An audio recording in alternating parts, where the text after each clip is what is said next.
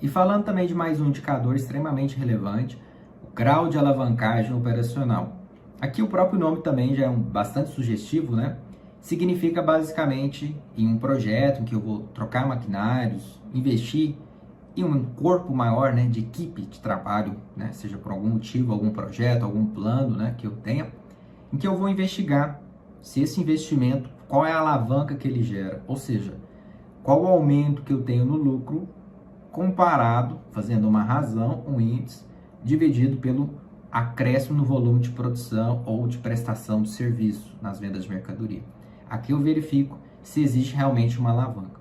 Se ele for maior do que 1, esse índice significa que de fato existe uma alavanca, de fato isso faz sentido, né? Compensa fazer esse tipo de investimento.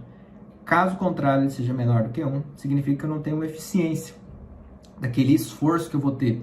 O retorno financeiro não vai compensar aquele volume, né? Aquele retorno da própria operação. Então, se eu for menor do que 1, acaba não fazendo muito sentido. Se for maior do que 1, melhor. Quanto maior ele for, melhor é a situação.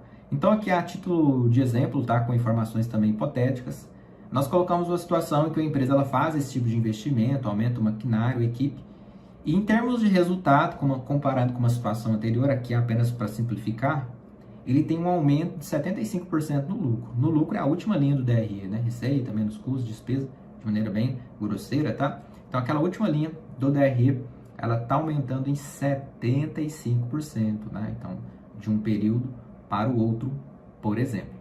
Então, nesse aumento de 75% de lucro, nós vamos fazer uma comparação com quanto que ele aumentou também nos volumes. Então, nessa situação, ele aumentou apenas em 50%, né? Que é um percentual, de certa forma, considerável. Então, ele está trabalhando 50% mais e, em contrapartida, ele está tendo um retorno de 75%. Então, eu vejo que existe um grau de alavancagem da operação de 1,5 nessa situação, em que eu faço justamente essa razão, né, do 75 por 50, para encontrar esse 1,5. Nessa situação aqui, eu tenho uma situação que faz sentido, que vale a pena esse tipo de investimento e fazer essa operação. Numa situação em que eu teria, por exemplo, um acréscimo de lucro de 75% e um acréscimo de volume de 75% também, então 75 dividido por 75 eu teria igual a 1. Então, a alavancagem nessa situação não existiria, apenas um aumento do resultado de maneira proporcional, que talvez financeiramente isso pode fazer sentido, mas o conceito de alavanca nós só vamos ter se ele for acima do que 1, ok? E muitas corporações acaba acontecendo que a gente conhece parte da estrutura como gasto fixo.